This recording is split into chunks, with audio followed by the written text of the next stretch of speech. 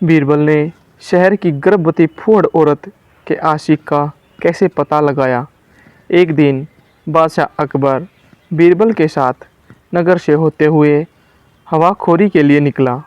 एक जगह नुक्कड़ पर उसे एक औरत दिखाई पड़ी। वह माँ फूहड़ दिखती थी। उसके मोटे मोटे होठों के बीच से दो बड़े बड़े दांत बाहर को झांक रहे थे। नाक से पोटा जारी था।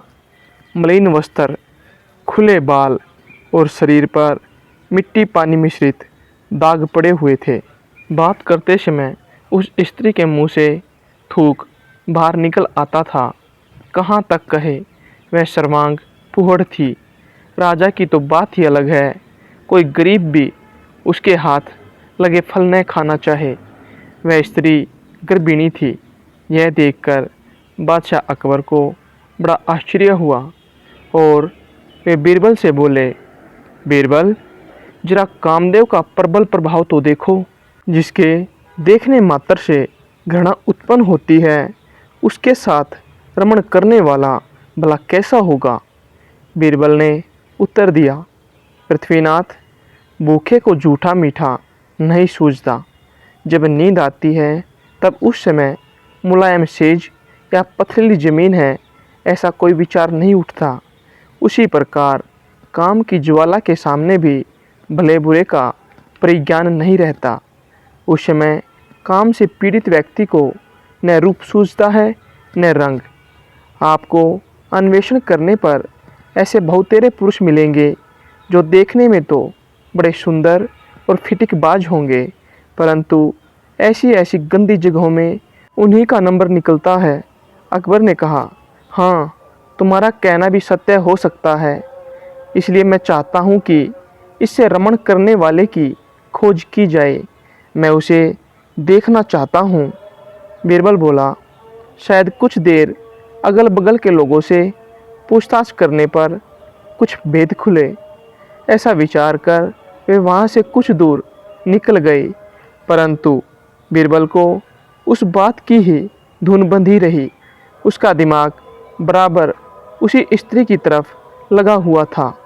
थोड़ी देर बाद एक ऐसी घटना घटी कि एक कामी पुरुष उसके बगल से होकर निकला और उस स्त्री से कुछ संकेत द्वारा कहकर आगे निकल गया।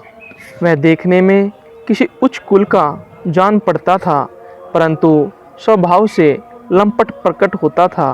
बीरबल ने उसे बादशाह को दिखाया और कहा, पृथ्वीनाथ, यही पुरुष उस स्त्री का यार हो सकता है। बादशाह अकबर को बीरबल की बात से आश्चर्य हुआ और वे बोले, आपकी बात पर कैसे विश्वास किया जाए। बीरबल ने उत्तर दिया, उसकी तरफ कुछ देर तक ध्यानपूर्वक देखने से आपको स्वयं सिद्ध हो जाएगा। बादशाह ने बीरबल के कहने का अनुसरण किया। वे अनजानों की तरह उससे दृष्टि बचाकर बराबर उसी तरफ देखते रहे।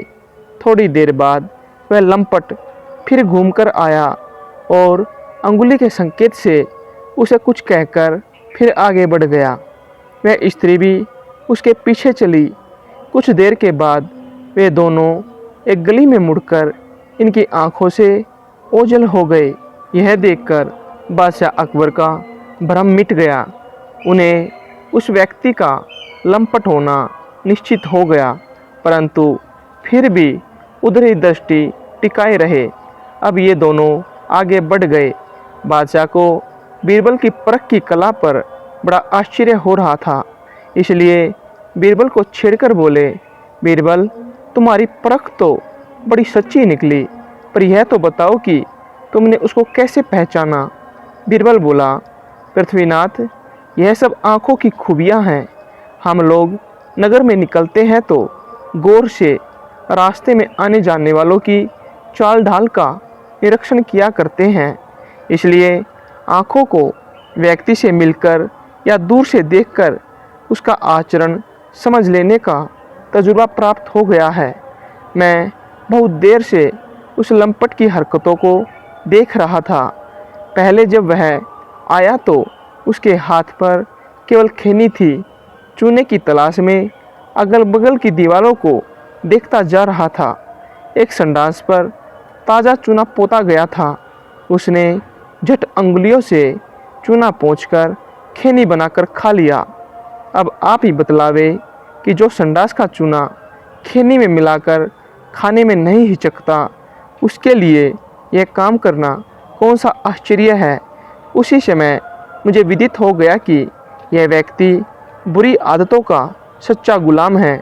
अकबर को बीरबल की ऐसी गुप्त पहचान से बड़ी प्रसन्नता हुई और उसने घर आकर बीरबल को एक जोड़ी दुशाला पुरस्कार रूप में दे दिया।